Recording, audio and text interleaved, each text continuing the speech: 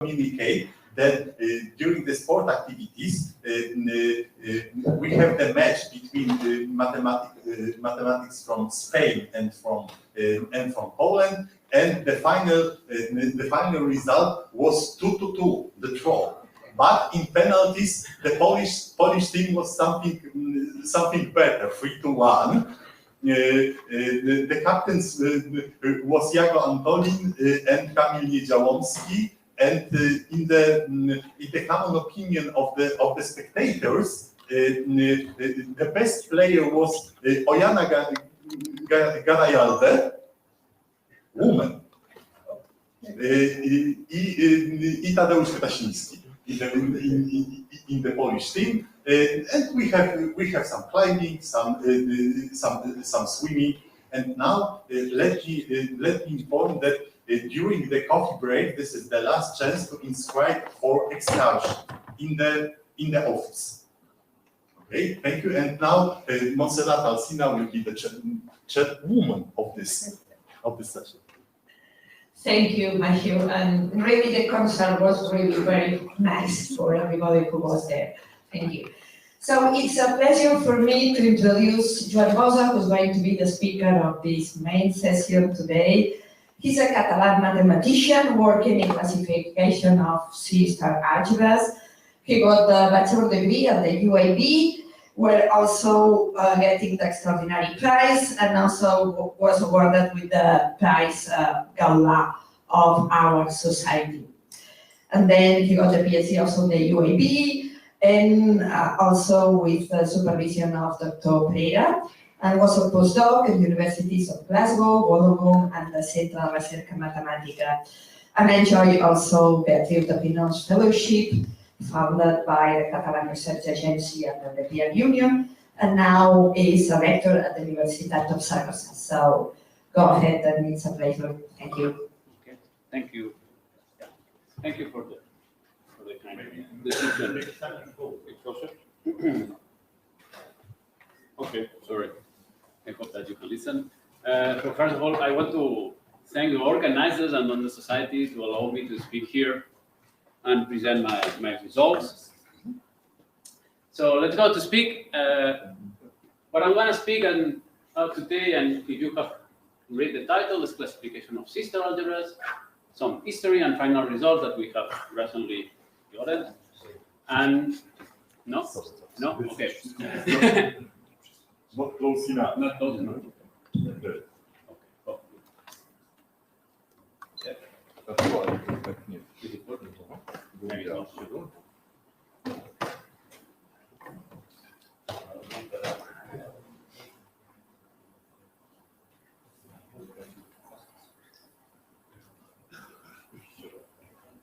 Okay, now, okay, so let's start again. So I'm going to speak about classification of sister algebras, which is, I may say, a topic that's not really famous, but I think that the result that we got, it's good to transfer and know. And let's speak a bit about this history or the story behind that. So if we locate in the 1930s, there were all of developments about quantum mechanics and trying to describe mathematically what was happening in these new physics discoveries. And Murray and von Neumann defined what's called Murray von Neumann algebras due to the need of replacing the ordinary measure that we had, like the Lebesgue measure that all of you know, to something that deals with the non-commutativity. And due to that, you know, in some way you can believe that operator algebra is like working in, or understanding linear algebra, but working in a really big matrices. So it's like working in infinite dimension, or what's the same, in infinite dimensional separable Hilbert spaces, which will denote by H.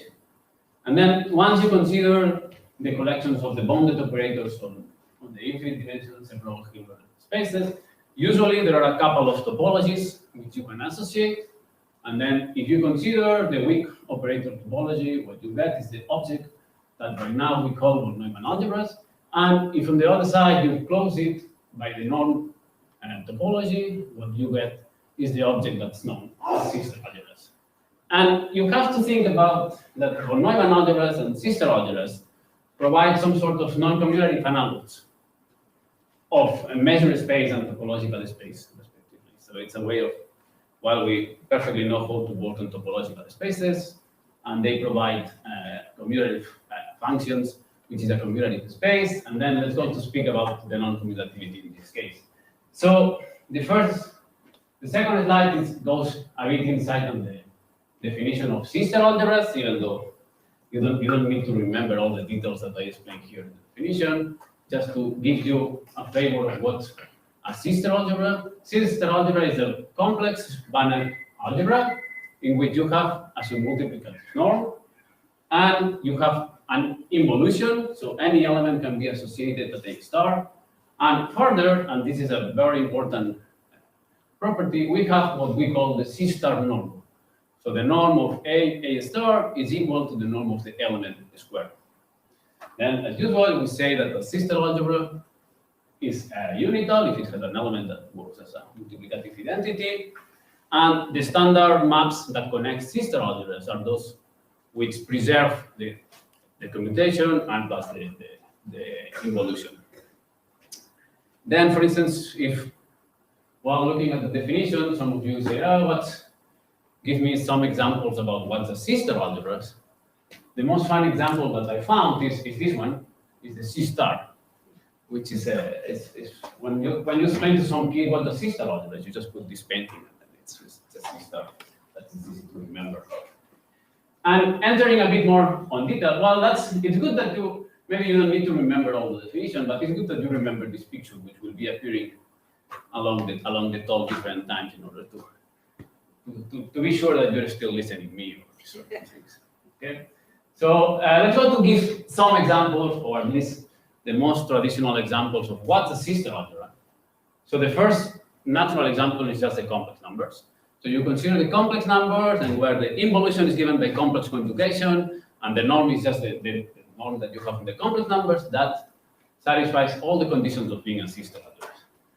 As I say, sister algebras were invented in order to provide non-commutative setting of commutative flavor. So in particular, when we speak about commutative sister algebras, what we recover are the C of x, which are the continuous function from x to the complex number, where x is a locally compact space, locally compact half of space, where we consider the addition given by pointwise and the multiplication 2. The involution is just considering the conjugation of the complex numbers, and the norm you consider the supreme norm given the functions.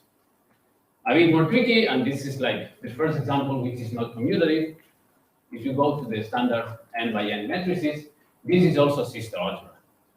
So there the involution is given by the transpose conjugation of the complex numbers, and the norm we are going to consider the operator norm. So you have to remember a bit what's the operator norm when we work on Hilbert spaces, but that's linked to the example 4. So if you consider the collection of the bounded operation on a Hilbert space, or any closed and non-closed subalgebra of this B of H, this is again a sister algebra, where we consider the involution is given by the definition of the joint operator, and the norm is given by the norm operation. Something that we learned when we were in the 4th year of our degree or something like that. Okay? So these are the examples that you more or less should keep in mind, but there are many, many objects which are sister algebras. Because, and why I'm saying that there are many, many objects, because if you speak about the structure of these objects, these sister algebras, one of the first results that we get is that any commutative sister algebra, so if you add this commutativity property, what you get is that the sister algebra is always a C of x for some locally compact space x. So the continuous functions from x to the complex numbers. Further, if you consider that the algebra, the sister algebra is finite dimensional, you can say that this is nothing else than an orthogonal sum of different matrices. So it's rather an easy object to work. And further, it was proved by Gelfand and Nebar that every sister algebra is exactly isomorphic to some subalgebra, which one can be located inside B of H. Then one of the magic properties that we have when we work on sister algebras is that we have limits of these objects. So these are the most traditional or typical examples of sister algebras, but then you can start to combine them and using the limits to build a really complicated objects. which are also sister algebras. And for instance, the easier limits that you can build when you work on sister algebras and you want to combine that with limit is what we call almost finite sister algebras, or AF algebras, which is mainly a limit in which each step of the limit is just a collection or a sum of different matrices, and then you link to another one and another one. And these AF algebras, there is even a subclass inside that, which is even easier to understand. That is, for instance, you consider the 2x2 matrices, which is an object that everyone knows, and you can embed in the 4x4 matrices, just putting 2 copies of the 2x2, and this it can be inside 8x8, and then locating two copies of the 4x4, and then you do that until the end. And when the number is just 2 power 2, 2 power 3, 2 power 4, all of these times, that's what we call UHF algebras, when you just can fix these 2 or these 3 or this 4 and just increase the size of each element of the limit, taking this into account. Okay, so now that we have already entered in the world of the sister algebras and we have realized that there are a lot of those, one typical question is like, okay, I'm giving you two sister algebras. For instance, here we have 2 sister algebras. We have the C star and his friend, even though it's not a C star. And you have to find a way of saying, well, are they the same or not? Are not the same? Because there are a lot. And then when you do the limits, crazy things happen. And then it's really complicated sometimes to differentiate if they are or they are not the same. Then, for instance, when we speak about classification of sister algebras, so a way of finding a way of looking for a way for differentiate to sister algebras, what we are saying in these terms is that we look for a functor which goes from the category of sister algebra, which has to go to a suitable category such that it's complete. What's the meaning of complete? So you take 2 sister algebras, you apply this functor, and you go to a much easier category, let's say groups, or let's say graph, or let's say just a cardinal. And then looking at this invariant, you want to be able to say these 2 sister algebras are different or are equal because they have this invariant to be equal or to be different. Okay, and that's my explanation here. So we say that a functor is complete if an isomorphism in this more suitable category induce an isomorphism in the category of sister algebras. And then an important thing when you speak about classification of any object in terms of mathematics, it's also important to know which is the range of the invariants. So it's difficult to expect that there will be an easy invariant which will work for all sister algebras. And then sometimes what you do is like, okay, the class of sister algebras is really big, let's go to restrict to a smaller class which we know how to treat. And to this we associate an easy invariant in which if you have the isomorphism at the level of the invariant, this will induce an isomorphism at the level of the sister algebras. Okay? Then speaking about history of classification of sister algebras, we have to go back to the 60s, and it was Glim who proved that in a good invariant to differentiate these UHF algebras that I described before, which are the inductive limits of 2, 4, 8, all of these things. So it's enough if you look at the set of the projections of the algebra. So if you just look, the projections are the elements inside which work as idempotents and also are equal to their involution. So if you look at the projections, that's enough to differentiate to UHF algebras. And this classification was extended in 1976 by Elliott and verified that considering an invariant that's the ordered group K0, it's enough to differentiate any AF algebras. So instead of just working on UHF algebra, you expand to all AF algebras, which are the approximately finite sister algebras. And considering this invariant that's called K0 is enough to differentiate that. And further, and this is about the range, that's why I put this range word here, it was Effer-Handemann and Chen which verified that the range of the above relation or classification is all dimension groups. So if you give me ordered pair of K0, which comes from dimension groups, I can build you the sister algebra, which will have it as invariant. And this will provide the perfect classification. Okay. Due to these classification results and some no discoveries that appeared, it was circa of 89, and where Elliot conjectured that if we expand the question of classification to all separable, simple, and nuclear sister algebras, there should be an invariant based on K-theory and the simplex of traces, which should classify this big class of sister algebras. And just to give some math details, the usual form of the Elliott invariant, that is the invariant proposed to classify all of this big class of sister algebras, is this quadruple that I exposed here. So firstly is the ordered K0. So you have to consider K0 as the set for the group given by the projections.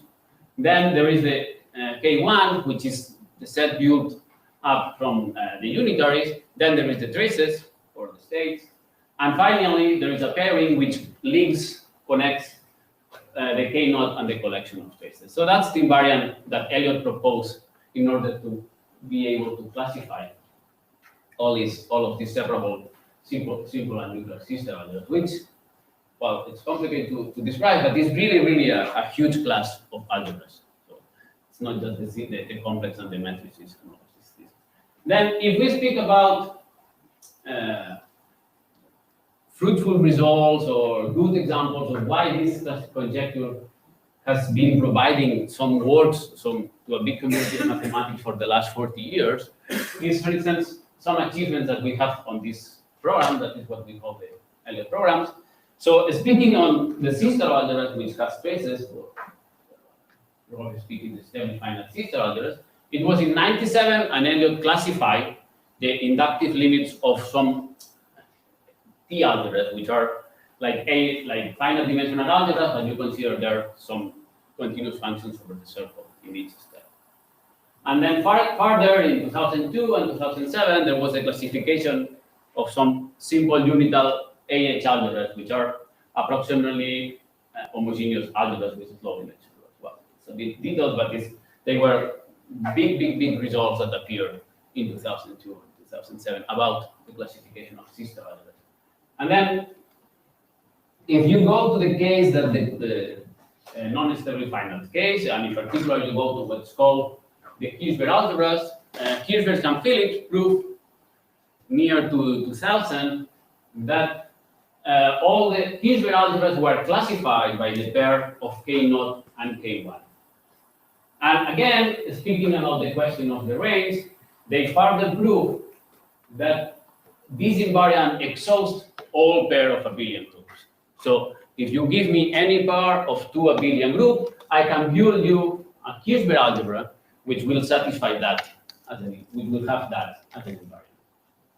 But, well, mathematics are not as nice as everyone can imagine, and you see the conjecture and you say, oh, hopefully it will be right. But it's true that a good thing about mathematics or the conjectures is that you can find counterexamples. And these counterexamples give you some life in terms of mathematics, because it's not a bit tricky, right? And then let's also speak a bit counterexamples. So in 2003, Mikkel Roerdam built a simple nuclear sister algebra, which is not stably finite and not a Kirchberg algebra, which is purely infinite, and verified that by the range of results that I explained before, that the pair of K0 and K1 exhaust all the Kirchberg algebra, this could not be a Kirchberg algebra. So he built an algebra which could not be classified by this Elliott invariant that I explained before. And a bit further, it was in 2008, so Andrew Toms built two unital simple sister algebras that agree on the Elliott invariant I explained before, plus further invariants which are well known in the sister algebra theory, like real rank, stable rank, and other continuous isomorphisms. But these two sister algebras were able to distinguish using a new invariant which was introduced in the 70s, and it was more or less forgotten by the sister algebra community. And the way of distinguishing these two sister algebras that Andrew Thomas built was using what is called the Bunsen group. So here, again, there is some mathematics. So what's the Bunsen group? So you consider the sister algebras, and then you consider the positive part of the sister algebras, and you say that two elements are Bunsen subequivalent if one can be more or less upper approximate by a sequence of the other in terms of norm. So that's what they say here. A is Bunsen subequivalent to B if A can be approximated by a cut down of the B in terms of a sequence in A. Okay?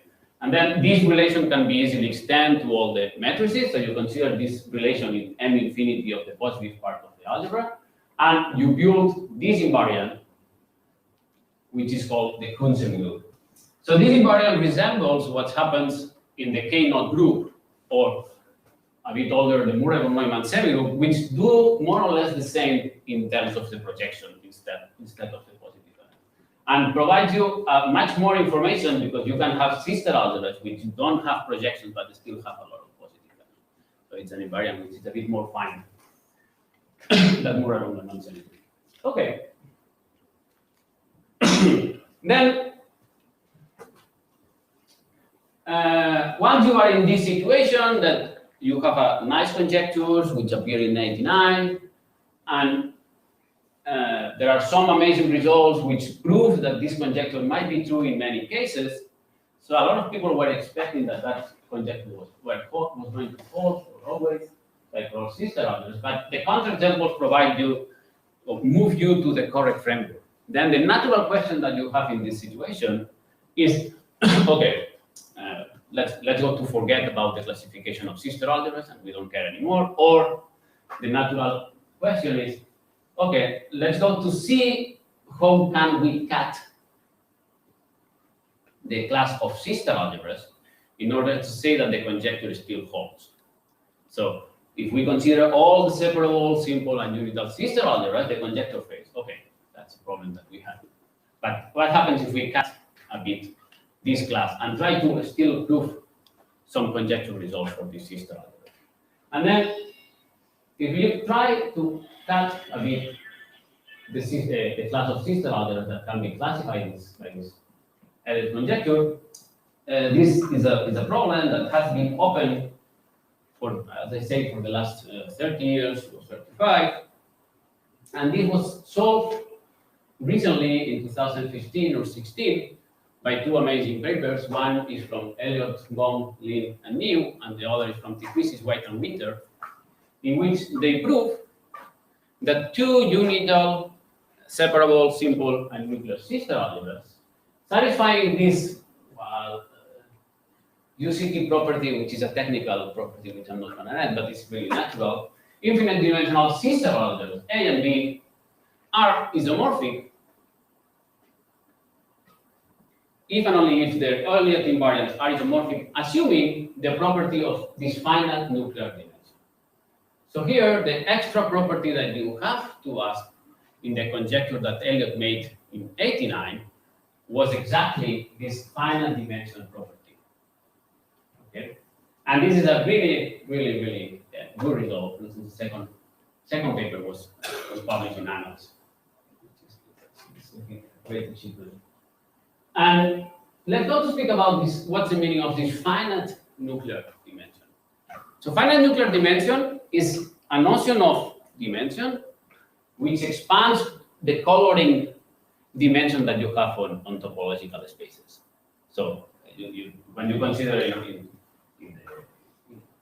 some topological space, and I say you which is the definition of this topological space, you just play with the colors, the open sets, and all of that, and then you say this topological space has topological dimension 3, for instance. Okay. So here the problem is that we are working in a non-commutative setting, and then all the things that you do in the commutative setting that is just playing with opens and colors, here you have to more or less resemble that using matrices, which is the object that you use to take the non-commutative part. Okay.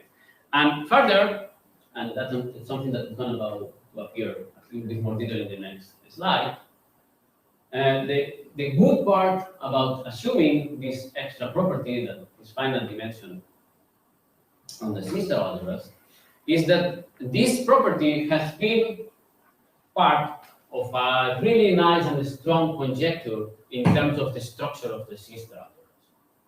So in terms of structure of sister algebras, there is a strong conjecture which we have more or less finally been able to prove in the whole detail, which says that a separable unital simple and infinite dimensional sister algebras, it should be the same of having finite nuclear dimension, which is this notion of dimension that I just spoke, which expands the notion that we have in topological space. Then this second notion, that is that the sister algebra is Z-stable, which is a bit more tricky to understand, but mainly means that you take your sister algebra, you tensor by another sister algebra, and you are not adding a lot of space. So the algebra is still isomorphic to the first one that you have. And third, that the Kuhn semigroup, which is this invariant that comes recaptured in order to find that sister algebras were different, satisfy some ordering property. That is what we call almost imperforated. So, well, if it's the first time that you see this structural conjecture, it may not be really amazing, but if you, well, maybe not you, but all of you at least, but if you look a bit in more detail, the good thing about this conjecture is that link three notions which are from totally different atmosphere. So if you speak about finite nuclear dimension, this can be considered a geometrical property, because as I said, you consider a notion of dimension, which resembles what happens in the commutative case, and is much more a geometrical assumption. Then the second property, that is that the algebra is Z-stable, is purely an analytical property, because it means that it is an algebra which you tensor with itself with that, and then the algebra does not it's not modified a lot. And in fact, the good thing of using this Z-stable is that if you consider the Elliott invariant from an algebra and you tensor it by Z, the Elliott invariant it's exactly the same as before. So it's not really introducing more projections or more unitary elements or more traces or more of these things.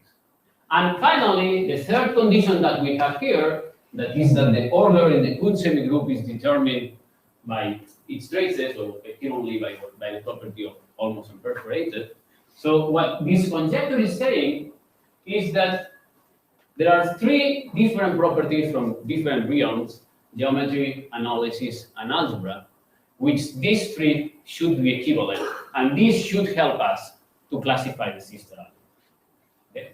And well, it has more or less last year or 2 years ago appeared like a paper which confirmed that this conjecture is true in the majority of the cases. So it's a good thing that we can use these three properties in this situation. Okay, so let's speak a bit more about this notion of nuclear dimension that I more or less spoiled before and I explained. So you have to think about the commutative setting and this coloring dimension that all of you know, and what happens if you want to extend this definition in the non-commutative setting.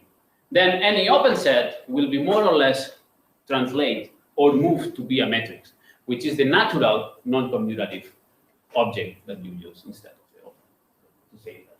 Then we say that a sister algebra A is satisfied that has nuclear dimension S, N, or less or equal than N, if for any finite subset of the algebra, you can find some sort of approximation which goes through a collection of a lot of matrices. And this goes up to the algebras by two maps that approximate well irrelevant. So in a way, you have to think about like having the algebra, you move to a lot of matrices, and then you are able to move back to irrelevant for a finite. And this is our notion of nuclear dimension, or more or less resembles what I say, that is, well, it will play the role of being a non-commutative extension of the coloring dimension. And for instance, this notion of dimension or cumulative dimension was introduced by Winter and Zacharias in 2010, and the first result that they exactly verified is that if X is any compact house of the space, then the nuclear dimension of the sister algebra associated to this space is the same as the covering dimension X. Further, if you consider these AF algebras that I explained you before, which are the limit of the finite dimensional sister algebras, they were able to verify that these are the unique sister algebra which has nuclear dimension equal to 0.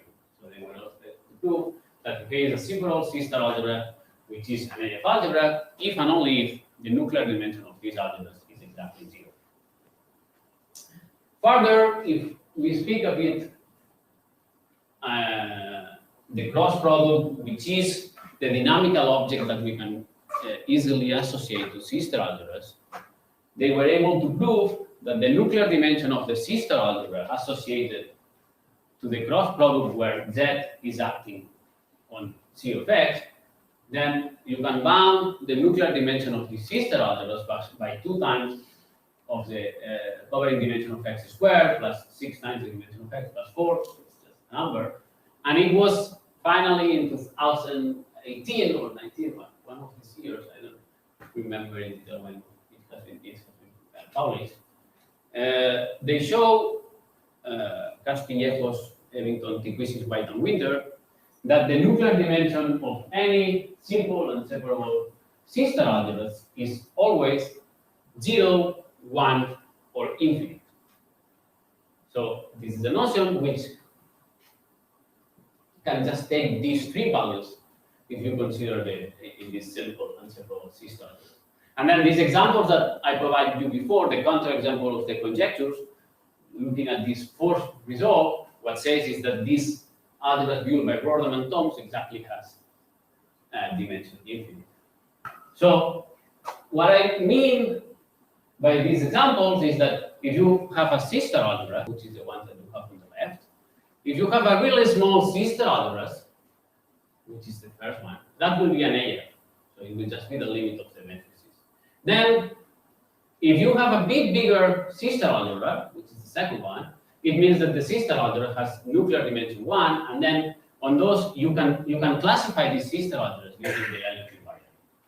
And further, well, it may happen that you have a non-classifiable sister algebra. And then what it means is that you have to continue working.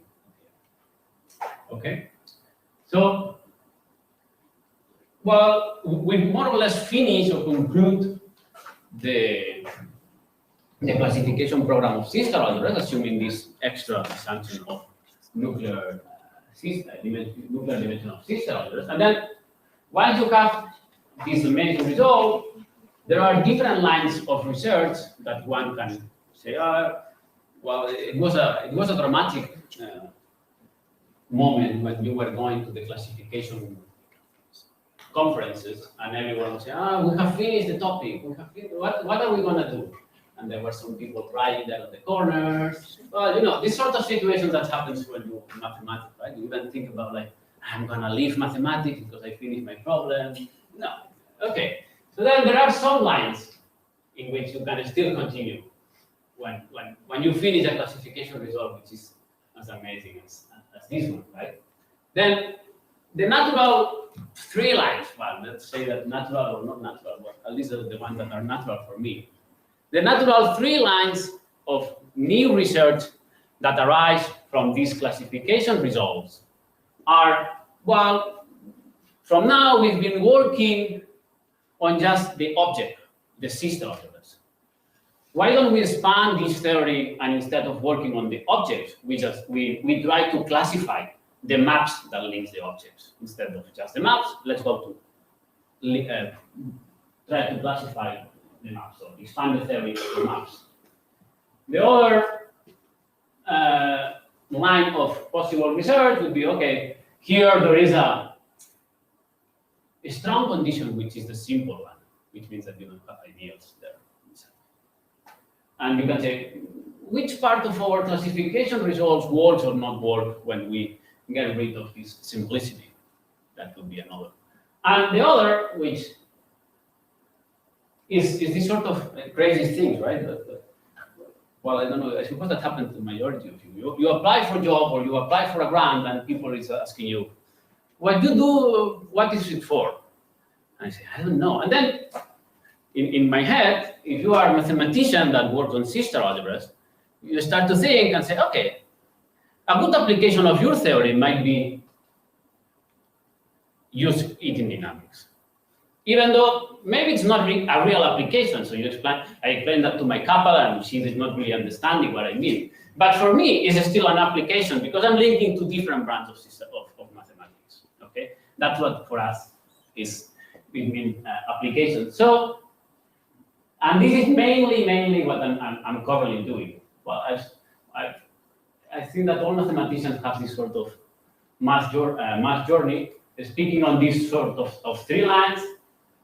As a first attempt, I wanted to be totally axiomatic and pure, and I don't know, now we have the classification for maps. Then I say, nah, let's go to just work. We have the classification of objects, let's go to work on maps. And then I spend some time in my life saying, I'm going to define a bivariant theory of the Kuhn semigroup and try to analyze the maps. And then let's see, okay, that you have this map, which is complicated to control, and put some extra assumptions, all of these things. Okay, and you get some nice results, which are really deep, but still, you think, you can still not apply these sort of things, right? Then on the second, at some point I say, which part of our result of classifications can be used in the non-simple sister algebras? And then I study it's the purely infinite but non-simple sister algebras. So we develop a theory in order to control all the possible ideals that you can have in a purely infinite sister algebra, which is a bit tricky. And then being able to describe this nuclear dimension for all the ideals and everything and how to link all of these things, which was a bit crazy, I may say, at that time. And the good thing is that, you know, when I was doing this second part, I worked as a postdoc in Australia. And then, well, the weather was really good. I was doing a barbecue every summer. So at the end, okay, let's work on this non-simple case. And then at the end, I'm becoming a bit more applied mathematics. And I say, let's go to work a bit on dynamics. And when, in our case, when we say about working on dynamics, when we come from sister orders, there is a really nice notion that just appeared, which is what we call almost finite dynamical systems, or in a more extended framework, almost elementary dynamical systems. So I'm gonna speak a bit about dynamical systems in this setting, and just to transmit you the big picture about what we mean by dynamics, because what I mean by dynamics is not the same by what you mean by dynamics. It's this. We're a small community, but we still have a lot of languages, which is a bit tricky. So the interactions between dynamical systems and operator algebras has been really, really fruitful for all the times.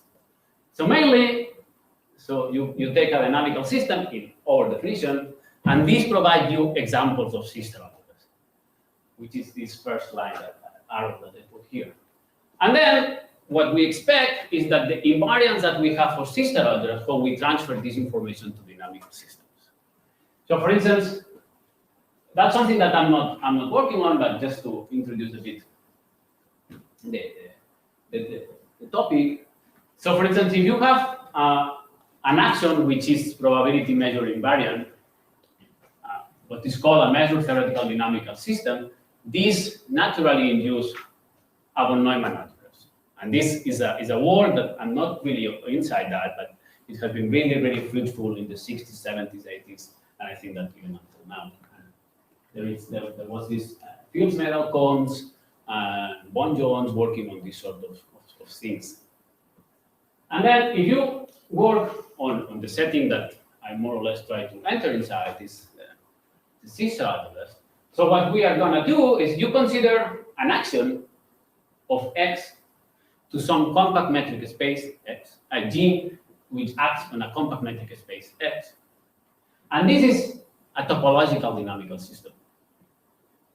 And this naturally arises or provides you a constructed of the sister algebra. That is what we call the cross problem. I'm not going to enter extra in the properties of that. But the good thing is that one of the things that we try to do is to the properties that we have on the topological dynamical system framework, we can perfectly understand what's the meaning of these notions in this new framework.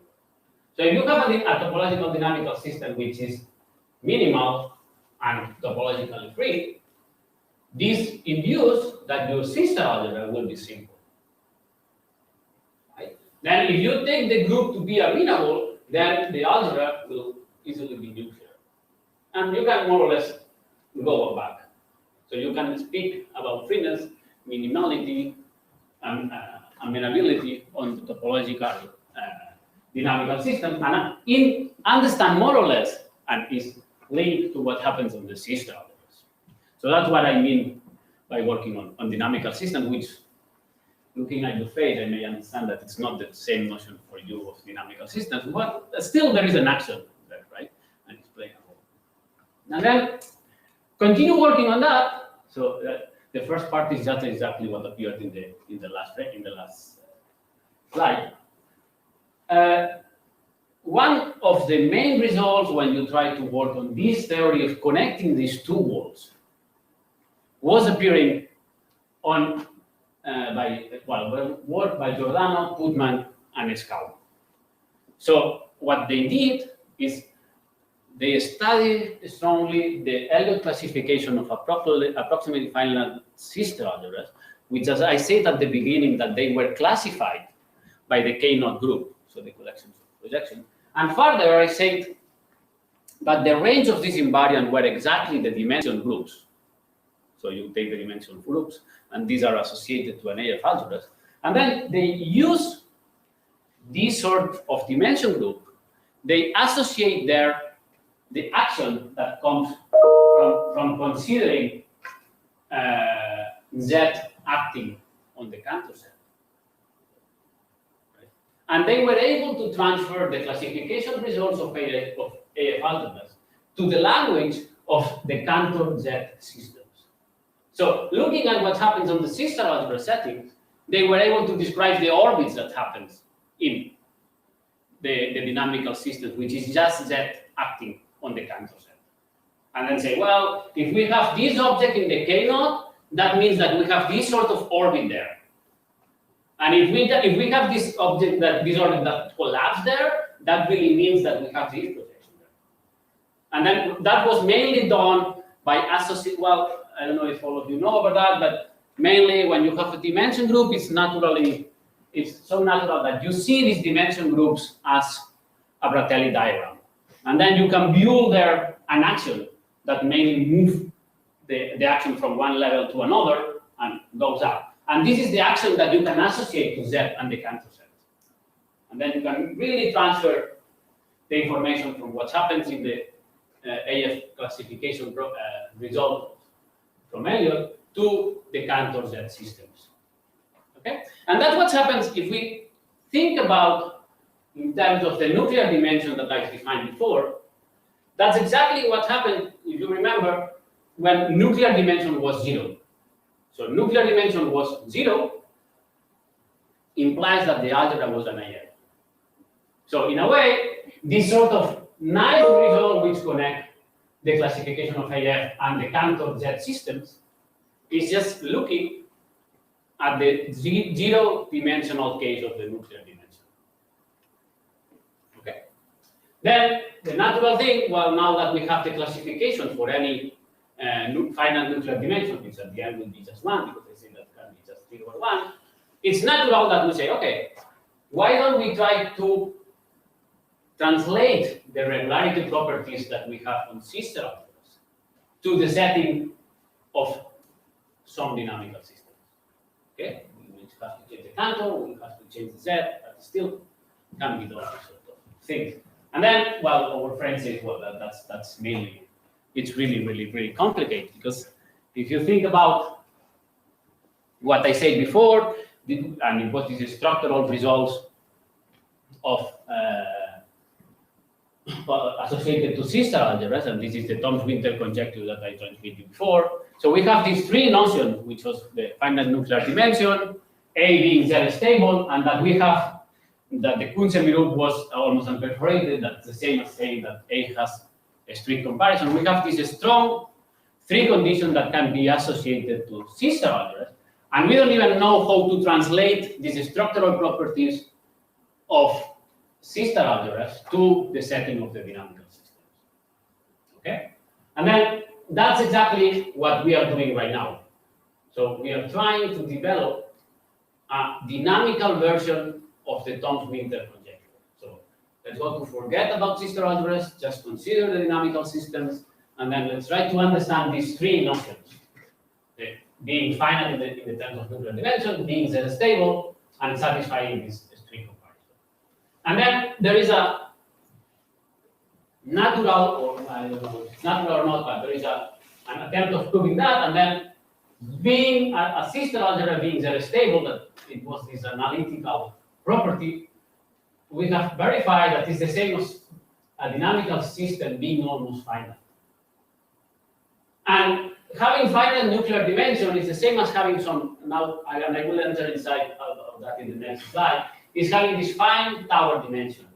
And having this strict comparison that we asked at the level of the sister algebras is the same as having some sort of dynamical comparison. And let's go to a bit enter in the definition of almost dynamical systems for us. So what you do, you take a free action G, let's say of a discrete countable infinite group. Let's say that G is amenable, because it comes from the definition here that G is amenable. And then you have G acting on a compact metric space. You can think about any G or any X and any X inside like that. And then we say that the action is almost finite if there exists and what we call an open castle, which is built by a really small shapes. And if you add up all the castle here, and you delete from the whole X, you have a remainder which is really small. So in a picture, and I'm sorry because I try to make the background transparent to this picture in order to associate that to the perfectly to the slide, and then it was complicated to see the red and the green and all of these things. But what you have to think about this almost finite property that is our dynamical approach of their stability is that X is everything what is painted by white. And then you build inside X a castle, which what I mean is a castle is a collection of towers. And then each tower has a base, and that the elements of the base are just going up by the action of the group of each element of the base of the tower. And then you have different towers which are totally disjoint, and then you can add all of these towers, which is exactly doing that. And then you consider which is the remainder between all the X minus the collection of towers, or what's the same as the castle. And mainly what it says this is that the remainder can be controlled, and then the remainder is really, really small in comparison of the length of the tower. So you have the tower, and you cut the tower here, and then the length can be compared, and this is enough to control the remainder. And this is our notion of almost finite dimension, C-star or dynamical system. So you have an action, you can build some sort of castle, and then the remainder becomes small. And the good thing about this definition is that we have seen that every free Zm action on any zero-dimensional space, whatever you have in mind, satisfies that is almost finite. Further, if you consider the set of all free minimal actions of an amenable group G applied acting on a Cantor set, there is a dense set of action inside these collections, which are almost finite. So that's what I say, that any generic free minimal action of an amenable group on a Cantor set is always almost finite. And further, this almost finite notion of dynamical systems also extend to direct limits. So you have a lot of these actions. And the good thing about this notion is that we have proof that is exactly the correct definition to resemble Z stability in the dynamical setting.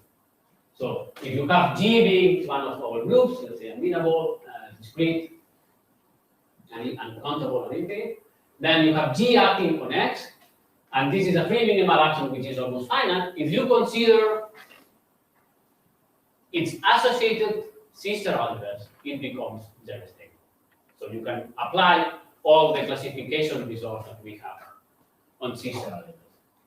And further, we were able to characterize what's an almost finite action in terms of this dynamical Thomson-Winter conjecture that I spoke to you about a bit before.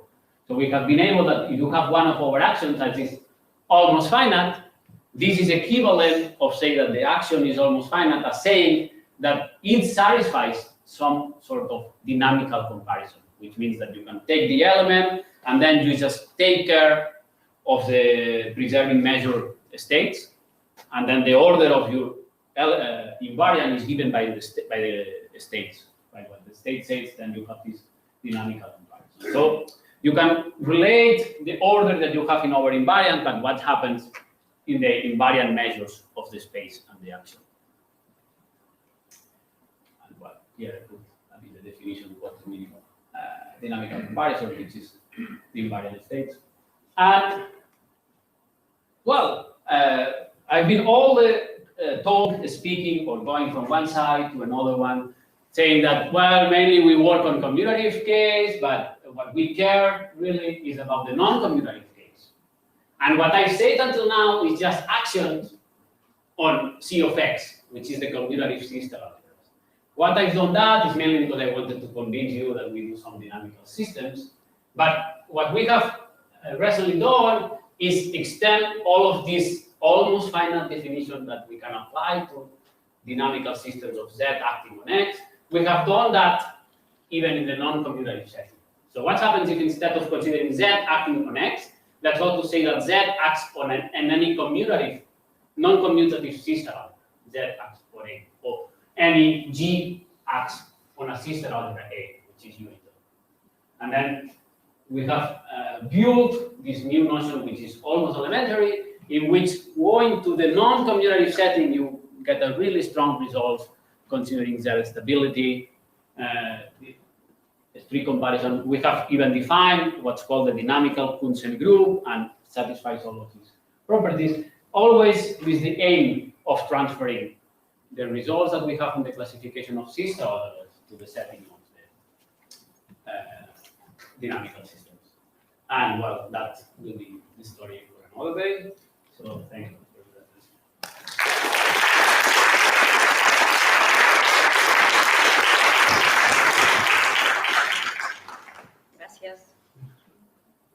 Sí, gracias, Joan. So thanks for this interesting talk about the state of the art of classification of C-star algebras, and also the extensions and new lines of research, especially to dynamical systems and non-commutative settings. So now it's time for comments and questions.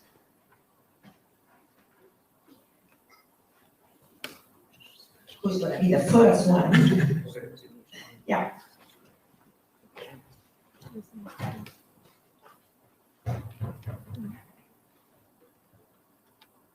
Thank you. Are all the spaces you have found with a dynamical system which is undefined Cantor space, or did you find another type of spaces? Yeah, when you work on this commutative setting, the ones that we have are Cantor space. Yeah, they are X to be Cantor space, and then you mainly modify the group after that. And for now on, the ones that we work on are the Cantor. There is no chance to find space.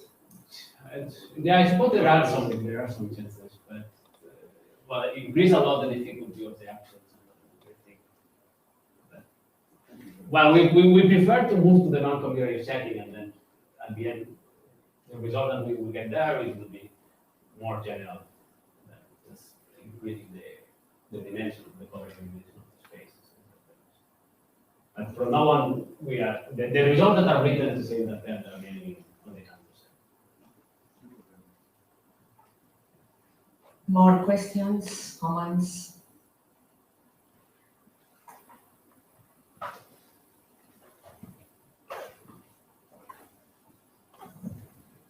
I have a question. Do you benefit from interactions with K-theory of sister algebras? Yeah. So it's more or less what I explained here, that what we mainly try to do is move from the K-theory of the sister algebras to the action of the dynamical system here. So there was this, Giordano, Koopman, and Scow did that in the zero-dimensional case. And trying to transfer the action that you have in the Fratelli diagram and hope you understand that at the level of the dynamical system. And that's more or less done. Then let's go what happens if you go to a bit further and you consider not just the K0, so you consider also the K1 and even the Bunsen group. That's why we have defined this dynamical Bunsen group, which more or less takes into account the dynamical action, but with a richness invariant than just K0.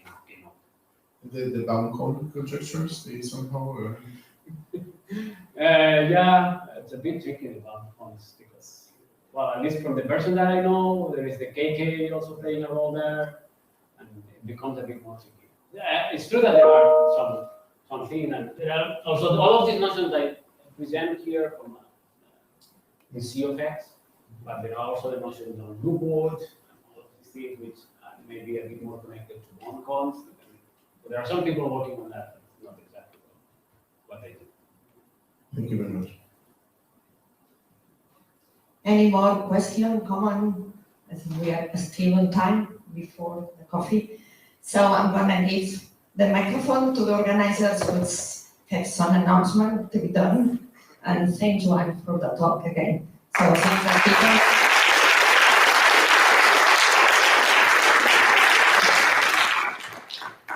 You can still sign up for sightseeing. If you want, you should go to the building of Faculty of Mathematics, this building where registration took place. And sign up. Meeting will start for such sightseeing at 2:30 in between both buildings, where you will find buses which take you to places from which sightseeing will start. So 2:30 and you can still sign up during coffee break, of course. Thank you very much.